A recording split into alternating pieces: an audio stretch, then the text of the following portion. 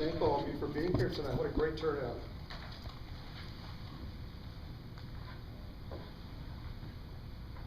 Denver is one of the best local coaches groups in the country. I know that because I know a number of groups, including St. Louis and around the country. So I can't help but put a plug. I want to thank them for bringing me here today to present tonight, but also let you know that you have a real gem here in terms of your professional development as a coach by being involved with groups like this. And I want to thank all of you for being here today. I'm going to dive right in. There's a number of takeaways that I want all of you to have today. Can you hear me in the back? Does the mic pick it up good enough? Okay. There's a number of takeaways I want all of you to have today, and I'm not going to give all of them up front, but I'm going to be going through a lot of material. I've got about an hour and a half. We thought I was going to have about an hour and 45 minutes, but we're going to try to have time for question and answer at the end. So I'm just going to dive right in, and we're going to go on a coaching journey, a journey about the distinctions between coaching and psychotherapy. I hope that's going to stimulate your thinking.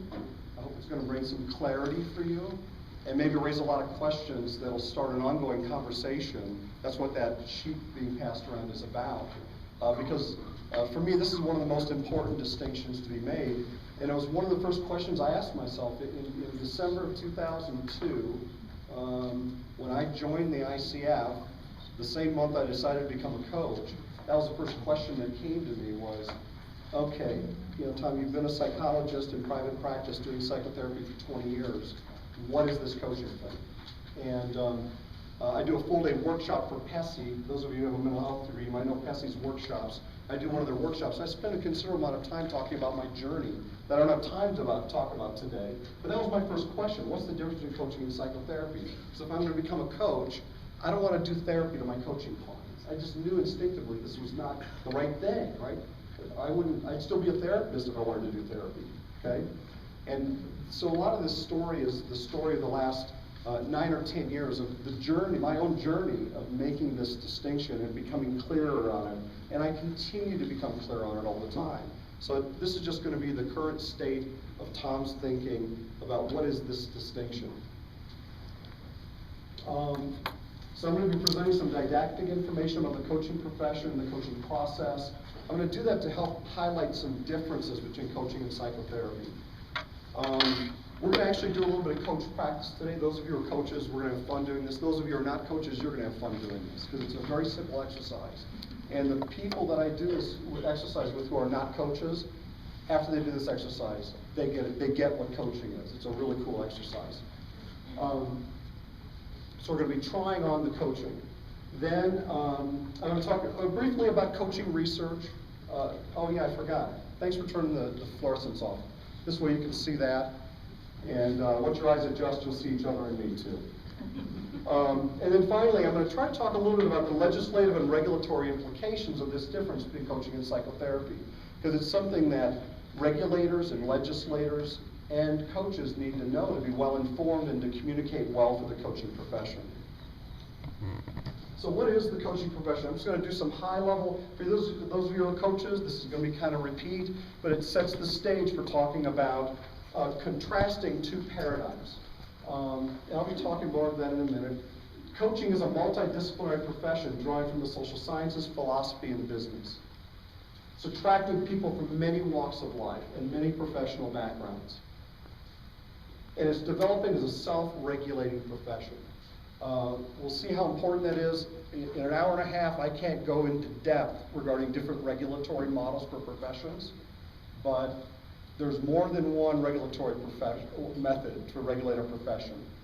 There's the legislative jurisdictional regulatory system, which any of us who are licensed as a mental health practitioner, we know that all too well, maybe too well sometimes.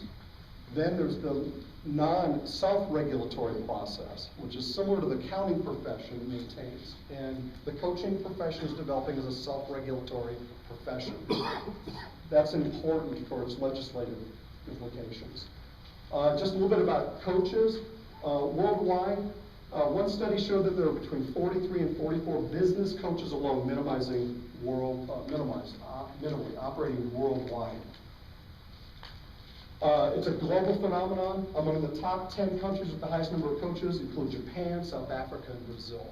Coaching is a global phenomenon. It's not an American phenomenon, or a North American phenomenon, or a European phenomenon. It is global. And that's the citation for that. The International Coach Federation, my personal belief, is kind of the gold standard regarding professionalism and credentialing among the coaching profession. There are other professional organizations and there are other credentialing systems, but the ICF conference that's done every year, in September it'll be in Las Vegas, attracts usually 3 to 4 times or more attendees than any other coaching conference in the world. It's got an international membership. It was founded in '85 and it's been doing credentialing for 10, almost 11 years now. There's more than 16,000 personal and business coaches who are members of the ICF, representing over 90 countries. In November 8th, there was already 6,600 credentialed coaches. And the amount of coaches being certified through the ICF, it's grown geometrically over probably the last 5 years. And its purpose for the ICF is to advance the art, science, and practice of professional coaching. So just wanted, for those of you who don't know the ICF, it's a very important professional body. And when I was very, not really active, but as a psychologist, I always thought my professional bodies and things were an important part of my ongoing training and my professional identity. So the first month I decided to become a coach. I joined the ICF. I got involved pretty quickly with the local chapter in St. Louis. And to me, this was a part of my professional development. It's where I met other coaches. It's where I learned about coaching by meeting other masterful coaches.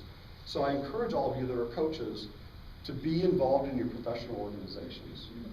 It's good for the profession, and it's also good for you. You'll be amazed how much you'll learn through the stimulus of meeting other coaches, getting involved, being involved in continuing education.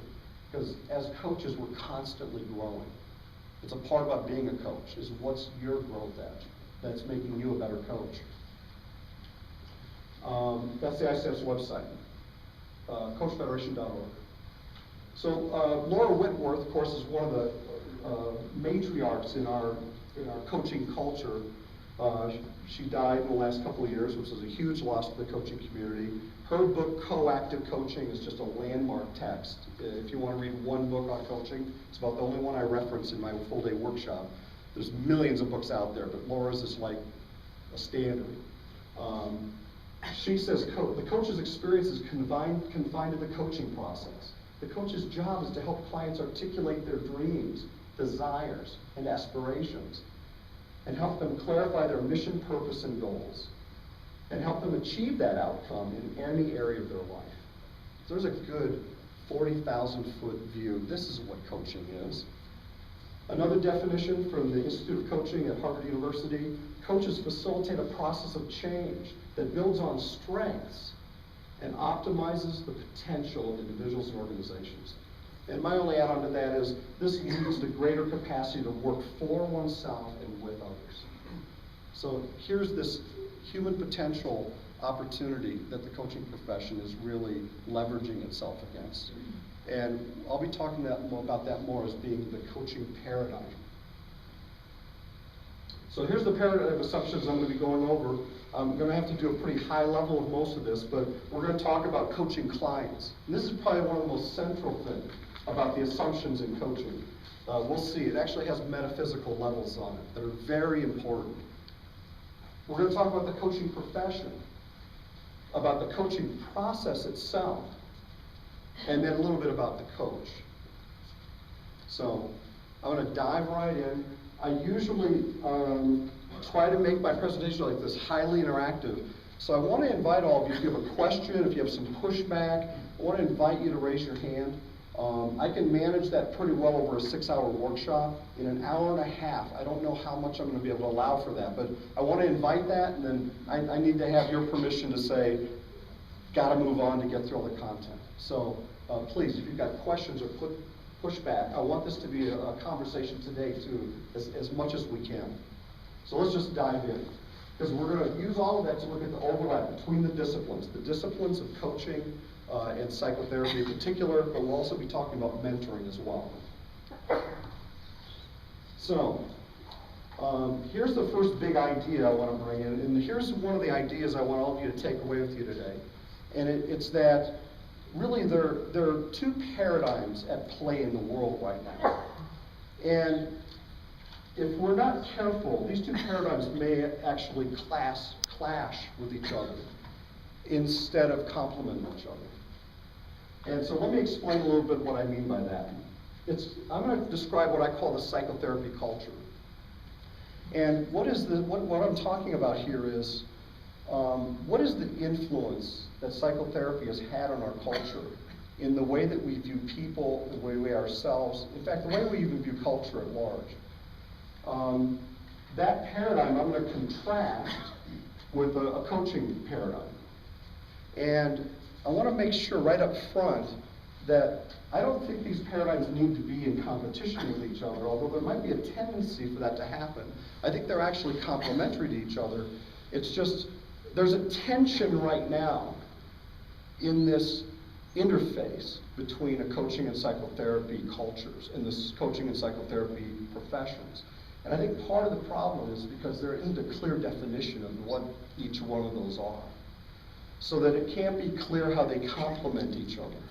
And so that's one of the things I hope for all of you to take away from today is a little bit of an understanding of these two different ideas, these two different ways of viewing the world, really, that are actually complementary rather than in competition with each other.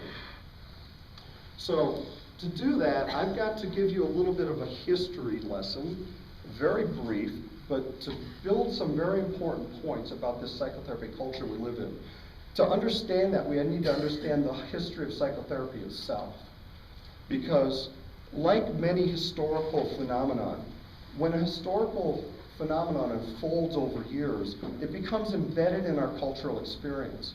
Once it becomes embedded in our cultural experience, we lose sight of the fact that it's even in our experience and shaping our experience. It's like, the fish doesn't know they're swimming in water, right? Because the water is just the water that they've always been around. Well, I would suggest to you that the history of psychotherapy has had a profound influence on our culture. And it began with the very beginning of the history of modern psychotherapy. Because the history of modern psychotherapy began with Sigmund Freud. It's over 100 years ago now, probably almost 130 or 140 years ago, that this amazing man made a profound impact on Western culture. Far beyond, more than we even realize. Because prior to Freud, the idea that people had problems that they didn't know how to solve, there were no answers except for either answers couched in a religious metaphysics or within a strict biological medical model. There was no way of understanding the problems that people faced and how they could overcome those problems except for those two models primarily.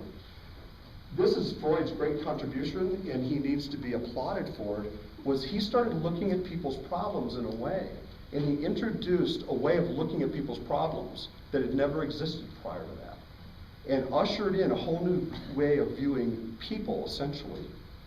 So that's the good news. Freud really helped open the mind to examination in a way that we could understand people to help them solve their problems. A lot of people don't realize how far-reaching Freud's influence was. In the first 30 or 40 years of the movement of psychoanalysis and the development of it, this really started taking hold culturally, not just within the medical profession. Think of Salvador Dali. His artwork was influenced really heavily by psychoanalytic thinking. The people have done psychoanalytic analyses of Shakespeare's work. Psychoanalysis became a lens by which all human experience started to be filtered through, and it started shaping the way we started viewing the way people are and who they are. All of us know, and a lot of times it's said in joke, all of us know what it means to lay on the couch, right? This is so embedded in our culture that everyone knows, oh yeah, that's part of this psychoanalytic thing, that where, yeah, the patient lays on the couch and they do all this stuff. So As this evolved, really, there's two linchpins here on Freud's theory that and how it impacted culture. Number one is, and this is one of the most common criticisms of Freud's work, and that is that he developed a theory of human development based on human psychopathology. In other words, he studied the development of people who had arrested development, who had development that was pathological in some way. And he built a human theory of development and personality around that. And of course, a lot of people say there was a huge fallacy in that. Because what that meant was, there are these stages of development that everyone went through, according to Freud. And in my words, nobody got out alive. Okay? And if you think about it culturally, there's a tendency in our culture to view people as problems that need to be fixed when they face a challenge. And this goes all the way back to Freud. The whole idea behind Freud's theory of personality and development and psychopathology is that your development becomes arrested at some point. That becomes a fixation is a word that Freud coined. The word fixation was not used in this way until Freud coined it. Again, that is so deeply embedded in our culture. We talk about being fixated on something. Well, where did that come from? That actually came all the way back from Freud. He introduced this idea that we become fixated, and so the whole idea, and this is core to psychotherapy, the whole idea behind psychotherapy is that you have to go back and find that fixation. You have to do historical, archaeological work to find the source and the cause that's making the person who they are today. Is everybody with me? Yeah. Does everyone know, can everyone feel how deeply embedded that is in our culture? Okay. Yeah. So notice, this is the trunk of the tree of psychotherapy. This is the root in the beginning of psychotherapy, and from that root it branches out almost infinitely. You go to a PESI workshop today, and it'll commonly be cited. How many documented psychotherapies are there today? Over 300. All of them can be linked in some way, either to psychoanalysis or a reaction to psychoanalysis. Okay? And each one of those reactions to psychoanalysis tended not to re-examine the core belief, the core values behind psychoanalysis, and that is that there's a problem that has to be reached historically, archaeologically, and fixed in order for someone to move forward. As this idea becomes embedded in our culture, this is what I refer to, and I think there's some source in the literature to talk about the psychotherapy culture we live in. So the idea in our psychotherapy culture is, whenever I have a problem, I need to find someone who can help me do the archaeological work I need to do to dig into that thing, that problem that originated somewhere in my past, and I'm not going to be able to move forward until that's done. Okay? Does everyone get this idea of this? Okay? Now, I get pretty passionate about this. The one point I want to make sure is not lost here is, as Seinfeld would say, it's not like there's anything wrong with that. Okay? Because Freud's work and all the work of all of the history of psychotherapists since Freud has brought a very important thing into the world. And it's the help for the people who are broken and need healing. And I'm going to use the figure 10%. The 10% of the people in the world that need psychotherapists. And that's why psychotherapists are so important. Because if it wasn't for those psychotherapists, that 10%, they would be lost souls. Okay? There would be little hope for them. So, I'm not setting this whole thing up as a straw man so I can talk about how wrong or bad or stupid psychotherapy is. On the contrary, psychotherapy is a very important thing in our world because it helps that 10%. But the other point I want to make is, having no other explanation for why human beings are the way they are, we tend, and Freud invited this, building a developmental theory from the theory of psychopathology, Freud invited us to see all of us in this fight. No one gets out alive. So it tends to psychopathologize all problems, and it can tend to psychopathologize all behavior. And so what I would say is the problem, psychotherapy is not the problem. It's how overreaching psychotherapy has become as an explanation of who we are as people. Okay? And so that's the paradigm that I'm going to be contrasting today with the coaching paradigm.